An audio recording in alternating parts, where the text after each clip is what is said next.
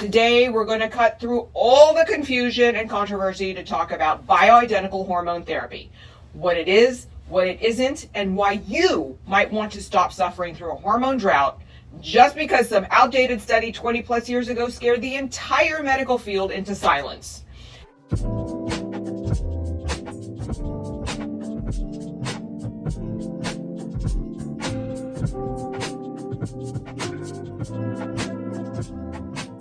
Hello, beautiful people. Welcome to another episode of Skin Factor Skin Fiction, where we don't just talk about skin, we get under it, over it, and sometimes even around it.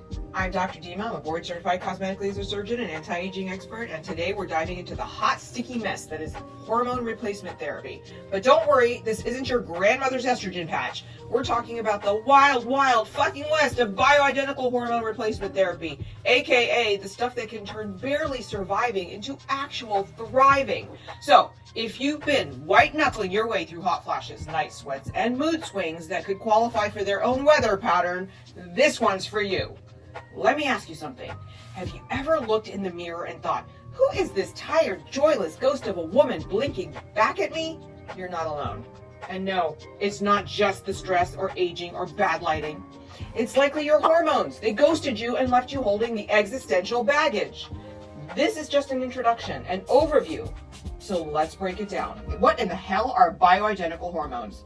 Bioidentical hormones are plant-derived hormones synthesized in a lab that are molecularly identical to what your body naturally produced before perimenopause threw it all in the shredder. Which hormones are we talking about? Estrogen, both the powerhouse estradiol and the gentler little sis estriol, plus progesterone and testosterone. These aren't strangers. They're the OGs. Your cellular receptors don't just recognize them, they roll out the red carpet like, finally, our queen. We've been running the kingdom without you, and it's been total chaos. They're made from plant sources like soy or wild yam, then converted into something your body actually understands. Not natural like squeezing yams into your smoothie, but natural in that they mimic molecularly what's already in your bloodstream. Compare that to synthetic hormones, like the infamous Premarin, made from pregnant mare urine, where the word Premarin actually comes from. Pre, P-R-E, pregnant, mare, M-A-R, mare, in urine, or synthetic progestins like medroxyprogesterone. These don't match your body's own chemistry. They're like jamming a key into the wrong lock. Sometimes it fits, but you're gonna get untoward side effects like, I don't know, cancer? The first time I prescribed an HRT was around 1995. I was a fourth-year medical student on an OBGYN rotation, and since I still had a year to go before getting a medical license and being allowed to enter into a residency program, I basically did what my attending told me to do. I was still learning, and my prescriptions were always co-signed by my superiors. I distinctly remember a company by the name of Pfizer, yes, you all know it, coming in, buying us a fancy lunch, giving us a lecture about how amazing these tablets were and how we were going to save marriages by prescribing them. These magic pills shut down hot flashes, night sweats, and all the other chaos, like tiny bouncers for your midlife meltdown. Did they work? Well, yeah, they didn't completely eradicate menopausal symptoms, but they did take the edge off. Did I know or question back then how these pills were made? Nope, I just drank the Kool-Aid everybody else was drinking. But let's pause for a minute. And let me give a quick history lesson, because understanding where commercially available hormones came from helps explain why we're still dealing with the aftermath today. Please keep in mind that this is a general overview.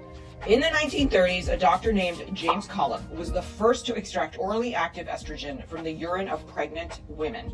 It was called MNN. No, not the rapper Eminem. This human-derived form of estrogen served as the basis for early hormone replacement therapy. The bottom line, without getting any more grossly graphic, was that this was directly linked to the discovery of active estrogens from urine. Now let's move forward 10 years. By the 1940s, equine estrogens like Premarin dominated the scene. By the 1990s, 60% of menopausal women were on hormone replacement therapy, living their best life. Until 2002, when the Women's Health Initiative and the NIH dropped a bomb. The headlines screamed, "Hormones double breast cancer risk. HRT linked to heart attacks and stroke." Let's just say I yanked about 150 women off HRT that week and was immediately surrounded by the hormonal Hunger Games of midlife women weeping, sweating, ready to unleash menopausal rage on anyone who dared make eye contact. What they didn't scream, however, was that the average participant in the study was 63 years old, so they started HRT a decade after menopause. That's not the ideal cohort for a study. Secondly, they were using horse urine-derived synthetic estrogens and synthetic progestins, not bioidentical hormones. And want to hear a scary statistic from this study? It was a relative risk increase. The actual increase was an extra case of breast cancer per 1,000 women per year. In contrast, the estrogen-only arm of the study for women without a uterus actually showed no increased risk of breast cancer and a lower rate of mortality. But nuance doesn't sell newspapers, people, or malpractice insurance. So HRT prescriptions plummeted by 70%. And women were left to white-knuckle their way through menopause, while men got Viagra like candy. Cute, right? Not so much. After the WHI study, we spent 2 decades warning women about the dangers of hormones. But let's talk about the real risk. The real risk is doing nothing at all. Let's talk about the actual dangers of untreated hormone decline, starting with cardiovascular disease, the #1 killer of women over 50. Estradiol protects your heart. It helps keep blood vessels flexible and inflammation in check. Once that's gone, you lose your natural armor and plaque builds up fast. Secondly, cognitive decline. Estrogen supports glucose metabolism in the brain. Without it, say hello to brain fog, memory issues, and increased risk for Alzheimer's disease, which, by the way, affects women twice as often as men. Researchers even call it type 3 diabetes now because of how insulin resistance wrecks your neurons. Osteoporosis. Did you know you can lose up to 20% of your bone mass in the first 5 years post-menopause? That's not aging. That's full-on hormonal collapse, people. For older adults, a single hip fracture isn't just a break, it's a coin toss. And after a single hip fracture in older adults, 30 to 50% of them will die within a year. Next is sarcopenia. Without testosterone and estrogen, muscle mass melts like soft serve in July. The result? Weakness, falls, and the slow erosion of independence. I'm not trying to scare you. Well, yes, maybe I am, but it's more like I'm trying to light a fire under your collective asses. These aren't abstract risks, people. These are the default settings for aging without hormones. Now, if I haven't ruffled enough feathers yet or made your brain do a cartwheel, buckle up and brace yourself. I'm about to get to the real juicy stuff. Testosterone for women. Yep, it's not just a boys' club anymore. We're rewriting the rule book and stealing their stash, ladies. For decades, testosterone has been branded as a male hormone. But newsflash, women make it and need testosterone too.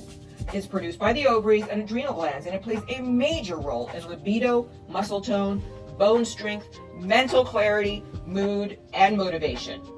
Yet, it's almost completely ignored in mainstream menopause management. And you don't have to be perimenopausal or menopausal to experience symptoms. Many women in their 30s, actually even late 20s and 40s, experience low testosterone levels, often without knowing it. Symptoms can include fatigue, weight gain, especially around that midsection, brain fog, decreased motivation, and yes, a tanked sex life. In clinical practice, women given testosterone, particularly through pellet therapy, often report transformative improvements, better workouts, clear thinking, higher libido, just feeling like themselves again.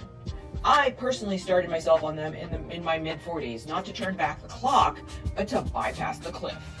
The science is there. Randomized controlled trials and observational studies have backed this up, especially in postmenopausal women. A landmark meta-analysis of 36 trials with over 8,000 women showed that testosterone therapy significantly improved sexual function, reduced distress related to sex, and enhanced overall sexual satisfaction in women. Beyond the bedroom, testosterone helps to shore up bones, protect the heart, and sharpen the mind. Is the research as deeply well-funded for women as it is for men? Of course not, because apparently studying half the population still isn't a scientific priority. But we're closing the gap, and the early data looks damn good. Honestly, I could go on for hours, and I have. I teach a course on this, but I won't subject you to a 2-hour YouTube rabbit hole. I'm just going to address one last really important topic, and that is the regulatory drama that is the FDA. Yes, the FDA does approve certain bioidentical hormones such as estradiol patches and micronized progesterone, but those only come in standardized doses and delivery systems. That's where compounding pharmacies come in. These pharmacies prepare customized hormone prescriptions, creams, troches, pellets, etc. While not FDA approved because they're individually mixed, they can be life-changing when sourced from a reputable, pharmacy compounding accredited board provider. What do I prescribe? Although I prescribed every form of bioidentical hormone that is available, almost 100% of my patients are on pellet therapy.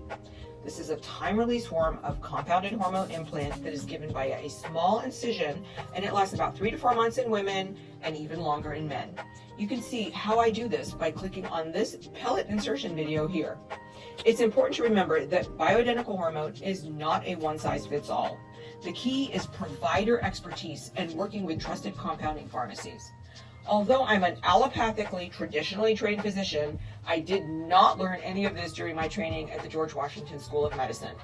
I learned about all of this post-residency when all the blogs came tumbling down and I went on a search for alternative therapies. Mainstream medicine is still debating it, and somehow erectile dysfunction and receding hairlines get more press than the complete hormonal implosion of half the population, because apparently hot flashes just aren't sexy enough for funding. Unlike a limp penis, which gets a national task force and a Super Bowl commercial. So there you have it, folks. The wild, wild fucking west of hormone replacement therapy, where half the population gets gaslit, the FDA turns a blind eye unless there's big pharma profit margin, and med schools still treat menopause like a footnote. Folks, the science is real. The need is urgent. But the system, well, it's stuck in the patriarchy. If the science doesn't come with $1 billion patent, good luck getting it into a medical school curriculum. Aging is inevitable. If you're not aging, you're dead.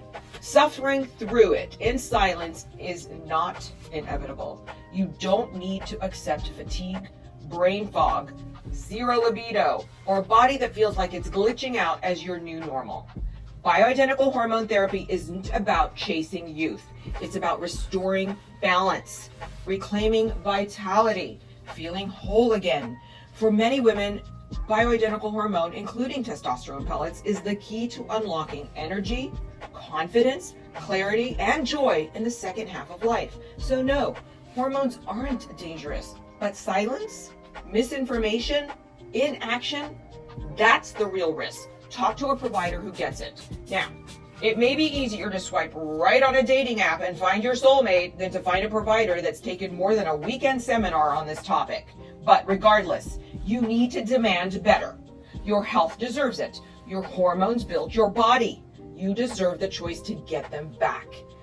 This talk was just the tip of the hormonal iceberg. We've got more coming. Deep dives on the nuances of pellet therapy, how hormone treatment really differs between men and women, whether cancer survivors can be treated, and plenty of other juicy hormonal intel you won't want to miss out on. So hit subscribe, stay curious, get ready to level up your knowledge. If you resonated with anything I've said, if you've been wondering about hormone therapy but are hesitating, tell us what you're hesitating about. Maybe we can help. If bioidentical hormone replacement therapy changed your life, we want to know. Please share your story.